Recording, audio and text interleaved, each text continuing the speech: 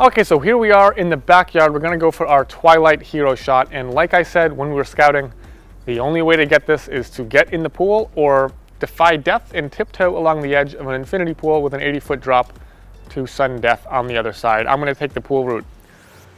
The bathing suit has actually made a permanent home in my gear bag. Believe it or not, this is actually at least the second or third time I've had to get wet for an F-Stoppers photo shoot, let alone all of the other ones I do all the time. So the bathing suit has a permanent home, and I do find myself getting in pools more and more. Great excuse to have a little fun on a shoot. But when it is the necessary thing to do to get the best shot, you gotta do what you gotta do. So I'm gonna crawl in here, and I'm gonna bring my camera and Cam Ranger with me, and I'm going to compose basically using live view, looking backwards that way while the camera faces this way, and get everything lined up and ready to go. Inside I threw a t-shirt on, I'm still a little bit damp, but I have the camera out there on a ledge, and I am controlling it here with the Cam Ranger, taking photos from the inside so I can explain exactly what's going on. So I went out there, I popped the camera and tripod up on a ledge, and using the Cam Ranger's live view mode, I can go in right now, and that's what it actually looks like right now. That is the scene. I basically focused and adjusted the camera and got it nice and level using the geared head, the cube there, to make sure that everything was perfect. I've got the grid here on the Cam Ranger to make sure everything's aligned. You can see the 3 peaks go right across that line there, and that the center line goes right through, and that was all done basically in reverse, looking up at the camera with water up to my chest. So that is one amazing use case for the Cam Ranger. But yeah, now I climbed out of the pool, and you can see I just love these amazing reflections that you get in the water. It's like a mirrored surface. It's so cool. There were pool lights, but I did turn them off because I knew that they would mess with those perfect crystal clear reflections. So it's basically black water reflecting the house in a mirrored image of itself. And honestly, the house is so picturesque and so beautiful that it kind of made itself. Once we went through all the hassle of getting out there, getting the camera set up, all I had to do was bracket. I did 5 shots to be safe. I probably won't use all of them, but since I can't adjust the camera, I wanted to make sure I had what I need. I don't want to go back there any more than necessary. And I got the shot. So yeah, that's a pretty straightforward thing. Once you get the camera set up, it's easy peasy from there on out. Now, I'm really happy with this, and it looks awesome as it is, but we're out here, and I'm a little disappointed in the intensity of these landscape lights. I'm gonna add a little bit of my own artificial light and see if we can kick this up another notch. All right, so what I've got here is a ProPhoto B10, and I'm going to use this to do a little bit of light painting. I'm going to use the hot light function here. It's the built-in modeling lamp, and it has this really cool function where you can alter the color temperature of the light coming out of it, which is super handy. I'm going to warm it up a little bit. I'm not going to go full fireplace, but I'm going to go pretty warm to try to match the interior lighting right here. And using a long exposure, I'm just going to gently paint light back and forth. Now, the reason I'm not going to flash and I'm going to use hot light is because look at the size of the light sources coming out of the house, right? If I think of each individual one of these as a light source, I want to match that. It's like 3 giant soft boxes. If I use a flash, it would be very hard and direct light, which wouldn't really match that softbox-like quality of these 3 volumes. If I zoom in here, you can actually see that nice soft light on the back of the chair. So I'm just going to try to replicate that rather than flash. So that being said, I'm going to try a 8-second exposure at f11 ISO 200, and we're going to see how that looks.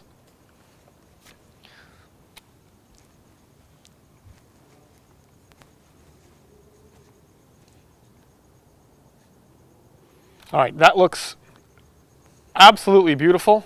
David's in the way, but we can cut him out in post-production, that's fine. Let's go and do the other side of the house. Again, 8 seconds, ISO 200, f11. The reason I'm kind of moving the light as I walk is to create a soft light. All right, I'm going to turn this puppy up all the way and see if I can get a bit brighter light out here.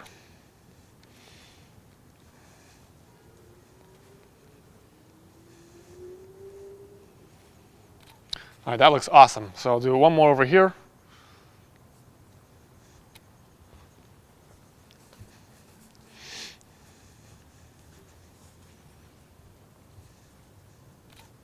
Okay, and that also looks pretty magnificent. So I'm going to go ahead and turn this off.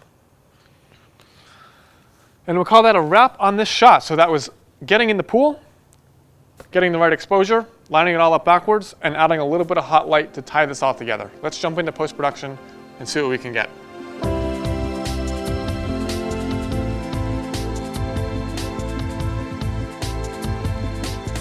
Okay, here we are in post-production, out of the pool and dried off. That was quite a fun one. But what we have here are a series of bracketed images, as you are familiar with. And then we have our light painted images, and you can see how well we've lit up the foreground of this location. So let's take a little bit of a dive here into our bracketed shots. And even though it's twilight, there is such a huge range of bracketed images. The brightest brights in this darkest image are still a little bit blown out, it looks like. And then we have the brightest image, which is looking pretty good, but still has a lot of dark spots, namely in the pool and around the house, but I don't think we'll need those. Again, it is twilight. I do want to keep it somewhat dark and moody. But what I find interesting here is that the white balance in this third shot of the bracket looks way better. It looks like the camera adjusted the white balance halfway through the bracket as things got brighter and that interior light became more overpowering.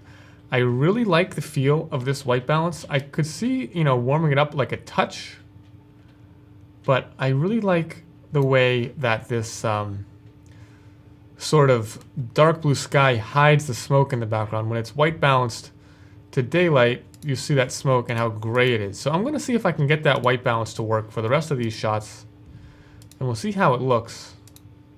And it's a little bit blue, I'm not the biggest fan of like the white and blue look, but I think we can do some work here to rein that in and make this look a little bit better. But I love how the interior looks, and I like the idea of this darker sky with the almost crystalline facades letting us look through into the interior of this home. So all that being said, let's get started and try to put together a great photograph here. So I'm going to see where our highlights really are. This is the darkest exposure, and I'm almost okay with those being slightly blown out. They are tiny, tiny, tiny lights. So maybe that'll be my darkest. And I don't think I'm going to need this exposure. I'm going to stick to these 4 right here. So I'm going to do my data recovery, my highlights and my shadows. And you can see like it's kind of a color mess, right? The amount of blue that's everywhere on that unlit portion of the facade of the house. So we can clean that up.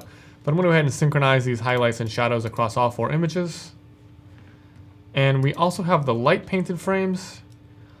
And what I'm looking for in these is I want to make sure the color temperature matches where I'll be adding the light. And that is mostly in the grass here. And you can see when I turn that light painting on and off, how we get all that extra grass lit up. So let's go ahead and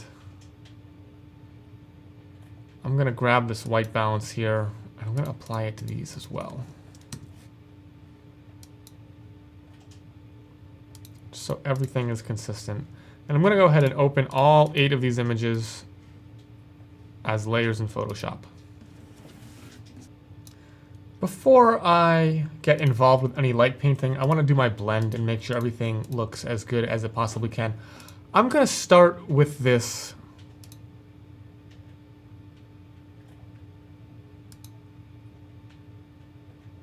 the middle exposure is dark, but the bright exposure is almost too bright. So I'm just going to bump up the exposure on this middle layer here.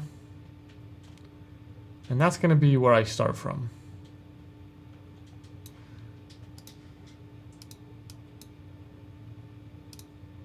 Yeah, okay, that looks pretty good. So I'm going to go ahead and clip those together. I'm just gonna, I wanted to show you guys the panel, but I'm gonna get back to doing this manually so that you guys can commit it to memory. And I'm gonna go ahead and start doing my process of applying luminosity mask throughout this image to rein everything in. So the interior is a little bit out of control, a bit blown out. I'm gonna go ahead and go to the channels palette and make a new alpha 1 channel using the luminosity from that RGB. And I'm going to apply a curves layer as I have been doing and make sure that the brights of this image are under control. So I'm going to go ahead and click OK. Going to activate that and then apply that to the dark image. And as you can see, this looks pretty horrendous. So what we're going to do is we're going to go back in and we're going to brush out some of the things that we don't need. I'm just going to reduce the opacity overall on this layer to say 60%. And where it's super ugly, I'm just going to brush it out.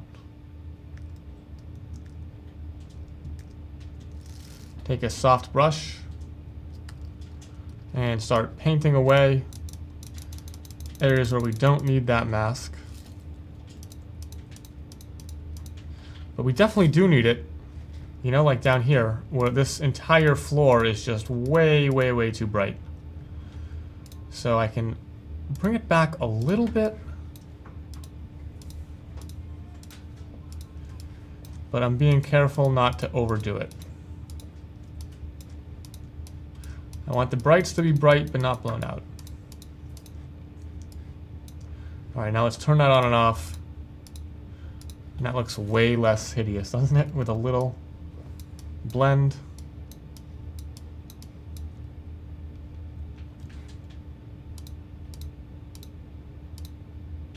Okay, so there is our cleaned up luminosity mask, where we've gone ahead and brushed out some of that excess.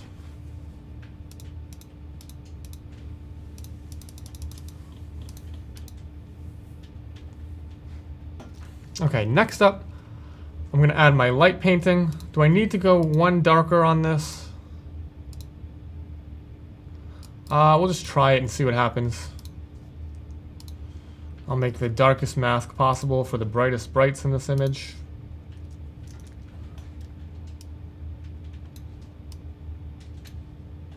And see what that gets us. Okay.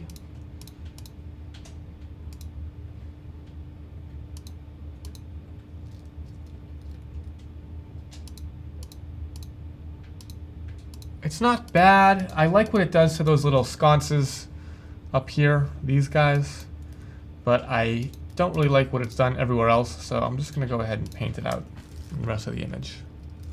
Okay, let's go ahead and add our light painting. This is going to be similar to the way we've done it before. I'm going to turn the layer on. I'm going to Option or Alt click, depending on your operating system, the Add Layer Mask button.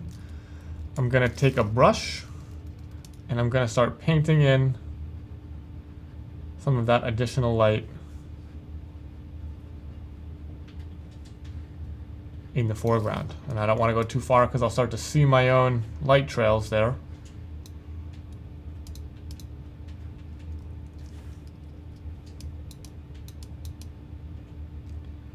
And I'm going to set the blend mode here to lighten.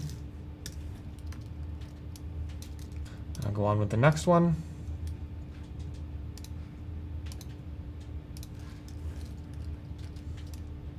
And this may be overkill, but we'll go in there and get that furniture nicely lit.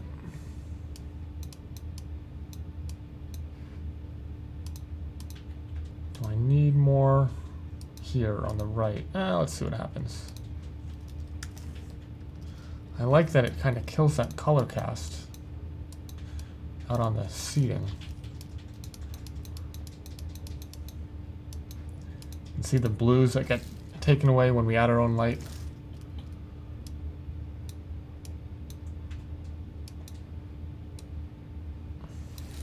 All right, so let's see what we've done there with our light painting. We've sort of lit the foreground.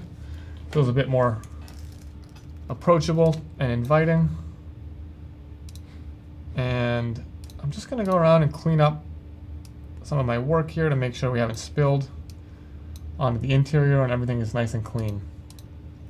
And let's see if I bring the opacity down to like 70% on that whole group, I think I'm very happy with how that looks.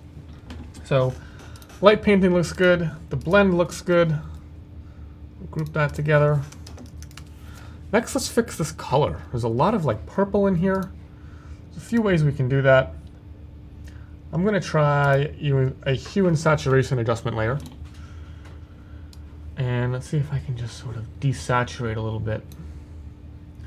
I can change the hue too to feel more blue, less purple. So I'm just going to go ahead and pull out a lot of that.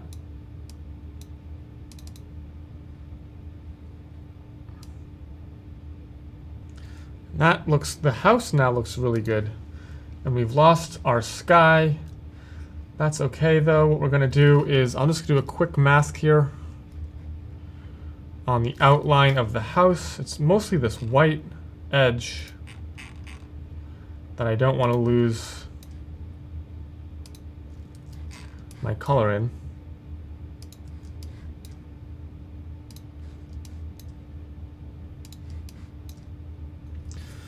Make that selection, give a little feather, and apply that to the house to suck out some of the, yeah, that color cast there on the blue edge. Still looks a little red, so it may behoove us to borrow that mask and apply it to a curves layer.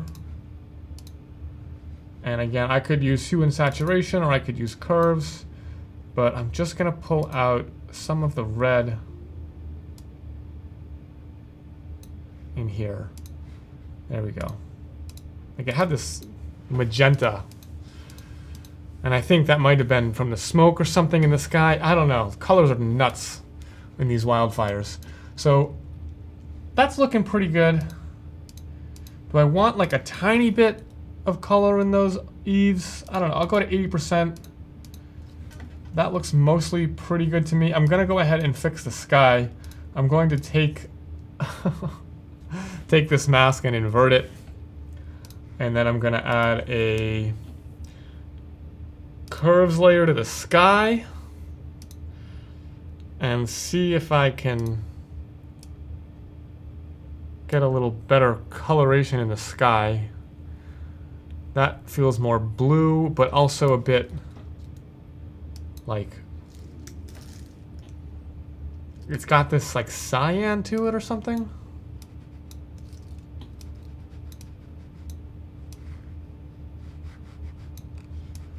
So I'm gonna use a gradient here.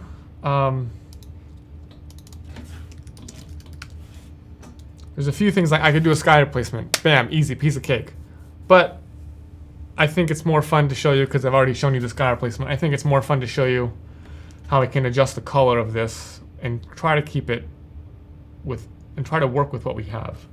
I'm gonna add a new layer, call it sky gradient, and I'm gonna, let's see, I'm gonna sample. I'm just gonna go for like a,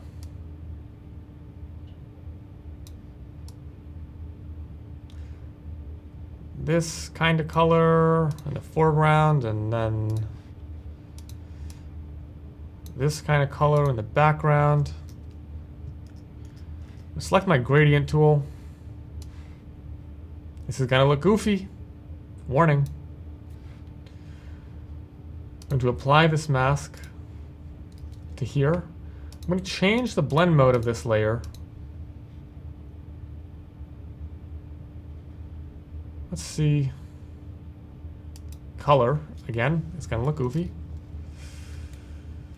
And I'm just going to adjust the opacity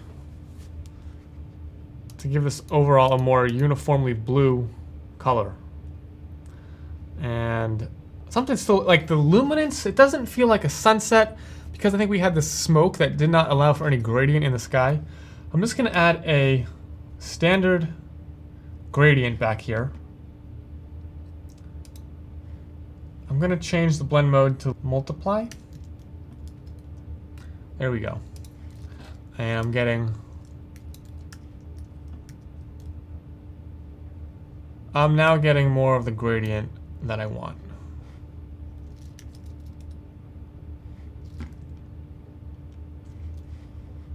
And I still feel like We're not bright enough back here. There we go. That feels really nice. Going to pull the saturation down in the sky.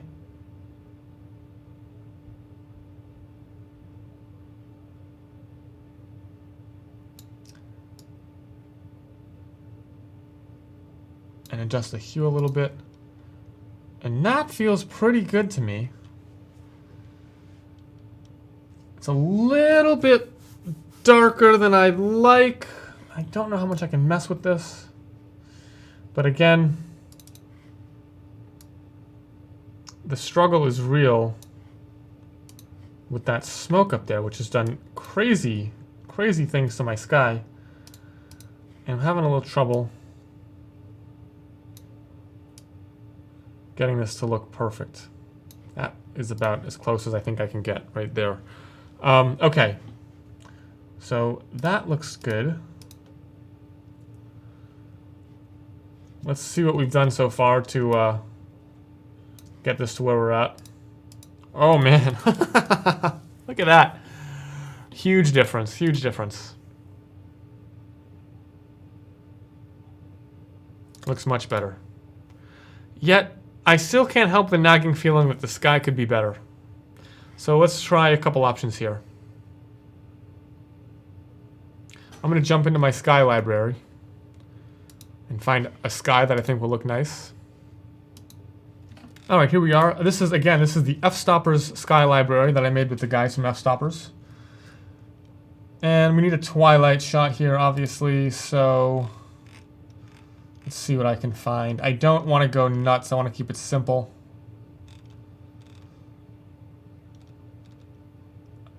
Going to grab...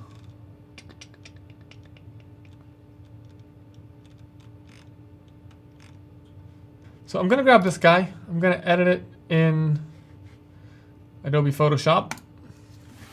Alright, here is our new sky from the F-Stoppers Sky Library. I'm going to rename this Sky 2 and begin my sky replacement process. Starting with a channel mask, let's go with this blue channel. Apply curves to it.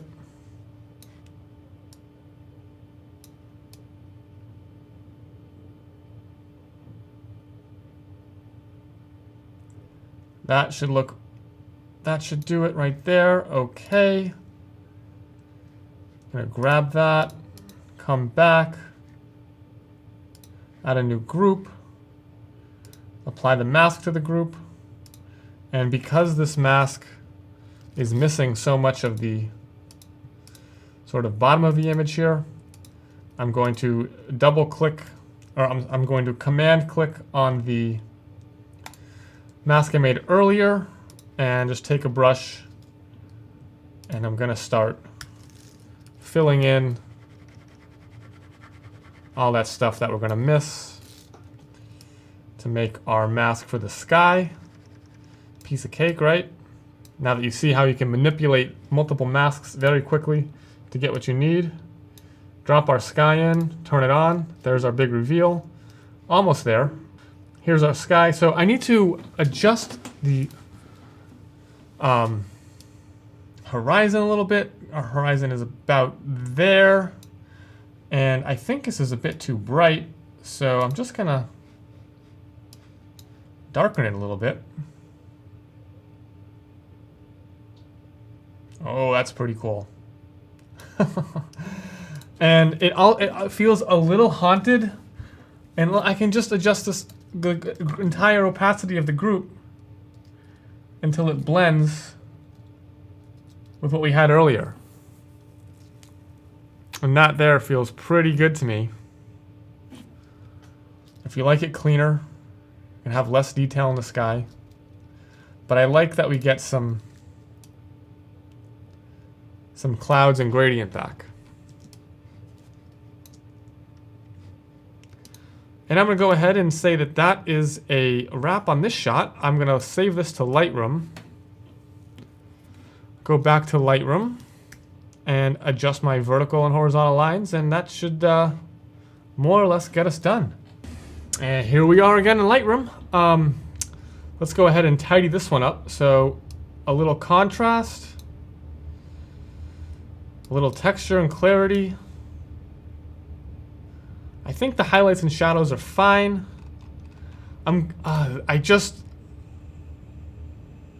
Maybe that feels better. I never liked that electric blue sky. It's just too much. I might have to come back and tweak this in the coming days, but it's 95% of the way there. Let's go ahead and adjust our vertical lines. Just go right across the top here. And then we'll go across this pool.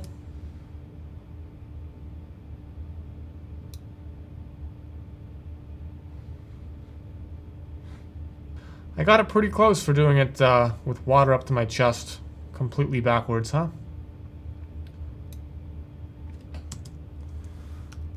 That looks pretty good. I'm gonna give this a little bit of a crop. I don't think we need so much pool. I want to make sure it's centered. Right about there. Boom. And there's our finished shot. And remember, this is what we started with. What a huge difference that makes. In terms of white balance, color, everything else. I think it looks really, really cool. So, all right, we got one more shot. Let's get back on location, figure that one out, and I'll see you back in front of the computer.